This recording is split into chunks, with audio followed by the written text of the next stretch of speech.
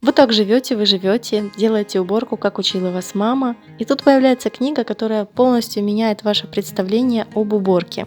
Я сейчас говорю о книге «Магическая уборка» от Мари Кондо и о 5 открытиях, которые я сделала для себя, прочитав эту книгу. Эти советы не только упростят вам уборку, но и наполнят вашу жизнь радостью. Всем привет, меня зовут Саша. Ну что ж, начнем. И, кстати, в конце этого видео мы подведем итоги розыгрыша, который я проводила в прошлом моем видео, и узнаем имена 3 победителей. Поэтому смотрите это видео до конца. Первая идея Мари Кондо, которая стала для меня настоящим открытием, это то, что нужно ставить конечную цель нашей уборки, прежде чем ее начать. Я нигде ранее не слышала об этом, но оказывается, это очень важно сделать еще до того, как вы начали уборку по методу KonMari, до того, как вы начали выбрасывать ненужные предметы. Нужно все тщательно продумать и визуализировать идеальный образ жизни, о которой вы мечтаете. После того, как вы представили этот идеальный образ жизни, Мари Кондо рекомендует описать его на бумаге. И когда цель уже определена, нужно ответить самому себе на вопрос, почему вы хотите жить именно так. И на каждый ответ, который вы будете себе давать, нужно снова повторить вопрос «почему?». И Мари Кондо рекомендует повторять этот процесс от 3 до 5 раз. И вы удивитесь, когда осознаете, что весь смысл избавления от ненужных вещей и сохранения нужных заключается в том, чтобы быть счастливым. Вот так все просто. И следующая находка из этой книги – это то, что уборку нужно проводить по категориям, а не по местоположению.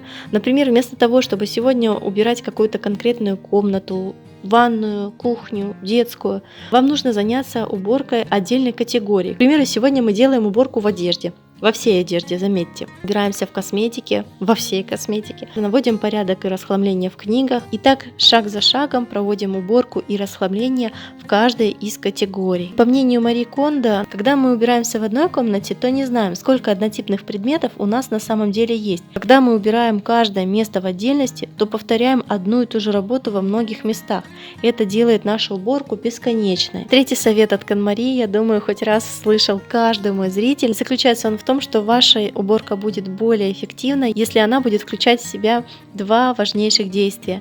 Это избавиться от ненужного и определить, где хранить нужное. И самое главное, не менять последовательность этих действий. И как определить, нужная вещь или ненужная? Критерий здесь один. Вещь должна приносить радость. Следующая идея, которую я подчеркнула из книги «Магическая уборка», она помогла решить мою давнюю проблему. Раньше я достаточно часто совершала покупки для дома. В особенности я испытывала слабость к органайзерам. И до сих пор я не могу пройти мимо полок магазина, где выставлены красивые органайзеры, какие-то коробочки, емкости для хранения. Теперь я научилась просто получать наслаждение без покупки. Я могу любоваться этими вещами, держать их в руках, представлять, что можно в них хранить, и потом спокойно ставить на магазинную полку и идти дальше по своим делам. И о том, что в специальных приспособлениях для хранения нет необходимости, я узнала именно от Мари. Все проблемы, связанные с хранением, можно решить с помощью тех вещей, которые уже есть в наших домах. И первый пример – это коробка из-под обуви. В ней можно хранить все, что угодно. К примеру, в ящиках комода можно хранить носки или колготки. В ванной можно хранить в таких коробках шампунь, кондиционер, средства для уборки. Мы живем в настоящем, и каким бы замечательным ни было наше прошлое, в нем мы жить не сможем. Такой взгляд у Мари Кондо на сентиментальные вещи и их расхламление. Зачем мы храним памятные сувениры? Они напоминают нам о том времени, когда эти предметы доставляли радость. И часто мы боимся, что выбросив сувениры или какие-то другие памятные вещи, то вместе с такими вещами мы избавляемся от связанных с ними приятными воспоминаниями. Но задайте себе вопрос, а стоит ли хранить сувениры на память о событиях, которые вы забыли бы без этих вещей? Ведь по-настоящему ценные воспоминания никогда нас не покинут, даже если мы выбросим все предметы, связанные с этим.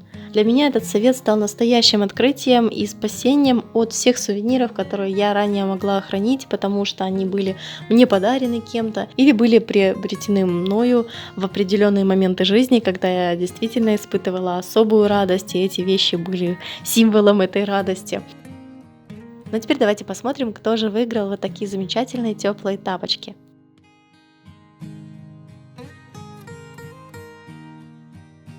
И вот имена победителей.